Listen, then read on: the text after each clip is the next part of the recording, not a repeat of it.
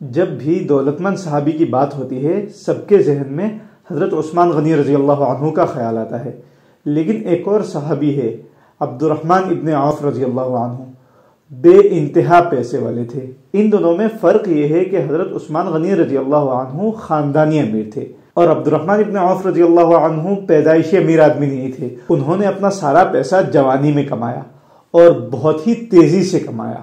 نبی کریم صلی اللہ علیہ وسلم ہمیشہ نماز پڑھاتے تھے، وہ امام رہتے تھے۔ صرف دو لوگ ہیں جن کے پیچھے انہوں نے نماز پڑھا، ایک ابوبکر صدیق رضی اللہ عنہ اور دوسرے عبد الرحمن ابن عوف رضی اللہ عنہ۔ ابوبکر صدیق رضی اللہ عنہ کے پیچھے نماز پڑھنے میں تھوڑا سا اختلاف ہے، لیکن عبد الرحمن ابن عوف رضی اللہ عنہ کے پیچھے نماز پڑھنا یہ پروون ہے۔ غزوہ تبوک کے موقع پہ حضور صلی اللہ علیہ وسلم کئی سفر میں تھے، نماز کا وقت ہو گیا تو حضرت عبد الرحمن ابن عوف رضی اللہ عنہ نے نماز پڑھانا شروع کیا، وہ امام تھے۔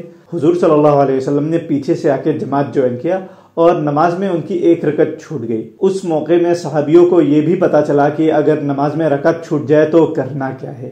بہرحال پوائنٹ یہ ہے کہ ایک ہی پروون انسان ہے جن کے پیچھے آپ صلی اللہ علیہ وسلم نے نماز پڑھی۔ عبد الرحمن ابن عوف رضی اللہ عنہ پہلے لوگوں میں سے ہے جنہوں نے ایمان لایا۔ اسلام کے شروعاتی دور میں ہی انہوں نے ایمان لا لیا تھا اور وہ حضرت ابوبکر صدیق رضی اللہ عنہ کے کافی اچھے دوست تھے، تو انہی کے دعوت سے انہوں نے ایمان لایا۔ شروعاتی زندگی میں وہ اتنے پیسے والے نہیں تھے اور جو بھی تھوڑا کچھ تھا ان کے پاس وہ سب مکہ شریف میں چھوڑ کے وہ حضور صلی اللہ علیہ وسلم کے ساتھ مدینہ شریف تک چلے گئے۔ جو صحابی مکہ شریف سے مدینہ شریف تک گئے، ظاہر ہے وہ زیادہ کچھ لے کے نہیں جا پائیں گے، تو حضور صلی اللہ علیہ وسلم نے مکی صحابیوں کو مدنی صحابیوں سے ملایا اور انصار سے کہا کہ تم مہاجرین کی مدد کرو۔ مہاجرین انصار کے بھائی ہیں اور انصار مہاجرین کے بھائی ہیں۔ مدینہ شریف کے ایک صحابی نے حضرت عبد الرحمن ابن عوف رضی اللہ عنہ کو آفر کیا کہ حضور صلی اللہ علیہ وسلم نے تمہیں میرا بھائی بنایا تو میرے پاس جو بھی ہے آدھا تم رکھ لو، میرا گھر ہے اس کا آدھا تم رکھ لو، میرے پاس جتنے پیسے ہیں اس کا آدھا تم رکھ لو، میرا ایک گارڈن ہے اس کا بھی آدھا تم رکھ لو۔ عبد الرحمن ابن عوف رضی اللہ عنہ نے منع کر دیا، بولے جزاک اللہ، لیکن میرے کو یہ سب نہیں چاہیے، میرے کو بس مارکیٹ کا راستہ دکھا دو۔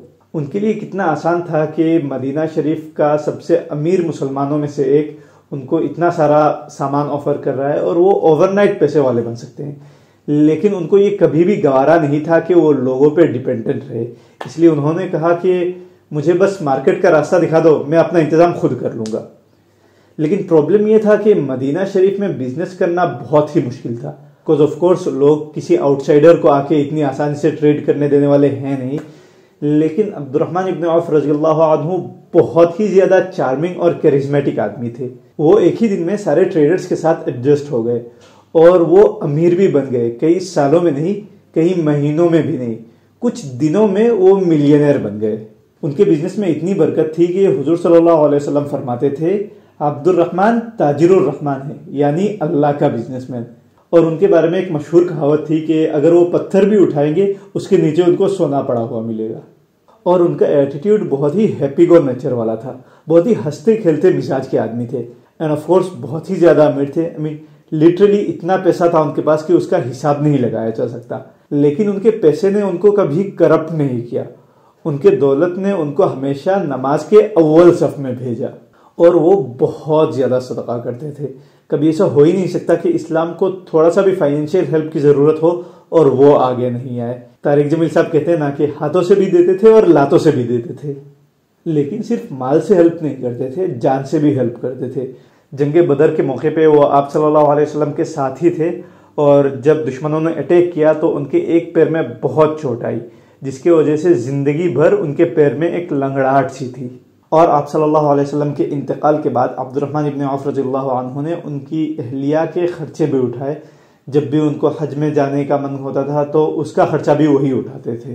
ان کے موت کے وقت وہ وراثت میں 310 کروڑ دینار سونا، 10,000 بکریاں، 1,000 گھوڑے اور 1,000 اونٹ چھوڑ کے گئے۔ اور سونے کا حساب یہ ہے کہ 20 دینار 7.5 تولہ سونا ہوتا ہے، تو آپ حساب لگا لو کہ کتنا چھوڑ کے گئے ہوں گے۔ اتنے سارے سونے کے ٹائلز چھوڑ کے گئے کہ جب ان کے بچوں میں تقسیم ہو رہی تھی تو وہ ٹائلز کو کاٹنے کے لیے آریا ٹوٹ رہی تھی، چاقو ٹوٹ رہی تھی کاٹتے کاٹتے، لیکن ٹائلز ختم نہیں ہو رہے تھے۔ پر اتنے پیسے ہونے کے بعد بھی کبھی ان میں تکبر نہیں آیا۔ ان کے بارے میں کہا جاتا ہے کہ جب وہ کام کر رہے ہیں اپنے سرونٹس کے ساتھ بیٹھے ہوئے ہیں، اس وقت اگر کوئی اجنبی آ کے ان کو دیکھے تو بتا نہیں پائے گا کہ باس کون ہے اور امپلائی کون ہے، اور وہ اس لیے کیونکہ وہ ہمیشہ پیسے کے مالک رہے، کبھی وہ پیسے کے غلام نہیں بنے۔ وہ بہت ہی آسانی سے پیسے کما لیتے تھے اور بہت ہی تیزی سے خرچ بھی کر دیتے تھے، اپنے اوپر نہیں، اپنے فیملی، ریلیٹیوز، اپنے نیبرز، کمیونٹی کے لوگ سب کے اوپر خرچ کرتے تھے۔ اتنا کہ کہا جاتا ہے کہ ابن عوف کے مال پہ پورے مدینے والوں کا پارٹنرشپ ہے۔ مدینہ کے 1/3 لوگ عبد الرحمن ابن عوف رضی اللہ عنہ سے قرض لیتے تھے اور کبھی وہ قرض داروں سے پیسہ واپس نہیں مانگتے تھے۔ 1/3 ایسے لوگ ہیں جنہوں نے دوسرے سے قرض لیا اور عبد الرحمن ابن عوف رضی اللہ عنہ اپنے پیسے سے دوسروں کا قرض ادا کرتے تھے، اور باقی جو 1/3 بچے ان کو عبد الرحمن ابن عوف رضی اللہ عنہ صدقہ کرتے تھے، حلال طریقے سے پیسے ان، حلال طریقے سے پیسے آؤٹ۔ پر وہ کبھی پیسوں کو جمع کر کے نہیں رکھتے تھے، ہمیشہ آتا جاتا رہتا تھا ان کا۔ وہ ایک دفعہ عبد الرحمن ابن عوف رضی اللہ عنہ ایک دفعہ افطاری میں بیٹھے تھے اور نوالا لینے ہی والے تھے کہ اچانک انہوں نے رونا شروع کر دیا۔ کسی نے پوچھا کہ کیا ہوا، آپ ایسے رو کیوں رہے ہیں؟ تو انہوں نے فرمایا مصعب ابن عمیر رضی اللہ عنہ شہید تھے اور میرے سے بہتر تھے، پھر بھی ان کے موت کے وقت اتنا بڑا کفن نہیں ملا کہ ان کے پورے باڈی کو ڈھک پائے۔ سر ڈھکو تو پیر نکل جاتا تھا اور پیر ڈھکو تو سر نکل جاتا تھا۔ حمزہ رضی اللہ عنہ حضور صلی اللہ علیہ وسلم کے چچا تھے، وہ بھی شہید تھے، وہ بھی میرے سے بہتر تھے، ان کو بھی موت کے بعد کفن نصیب نہیں ہوا، جو کپڑوں میں تھے انہی میں دفنایا گیا، اور مجھے اللہ نے اتنا سب کچھ عطا کیا، کہیں میرا ایمان کا بدلہ مجھے دنیا میں ہی نہیں مل گیا، کہیں ایسا نہ ہو کہ مجھے آخرت میں کچھ نہ ملے۔ یہ سوچ کے وہ رونے لگے۔ حالانکہ عبد الرحمن ابن عوف ان 10 لوگوں میں سے ہے جن کو حضور صلی اللہ علیہ وسلم نے ایک بیٹھک میں جنت کی بشارت دے دی تھی کہ عبد الرحمن ابن عوف جنتی ہو چکا ہے، یہ گارنٹیڈ ہے، سرٹیفائیڈ ہے۔ لیکن سوال یہ ہے کہ وہ اتنے امیر بنے کیسے؟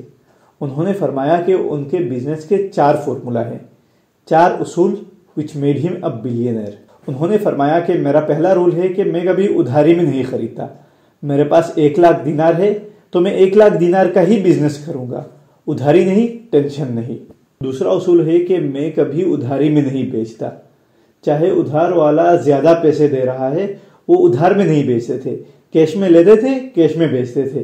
3rd، میں کبھی سٹور نہیں کرتا، ان کو تھوڑا سا بھی پروفٹ ملے وہ بیچ دیتے تھے، اور میکسیمم ایک سامان کو 3 دن تک رکھتے تھے، 3 دن کے بعد اگر ان کو نو پروفٹ نو لاس میں بھی ڈیل مل رہا ہے تو وہ بیچ دیتے تھے۔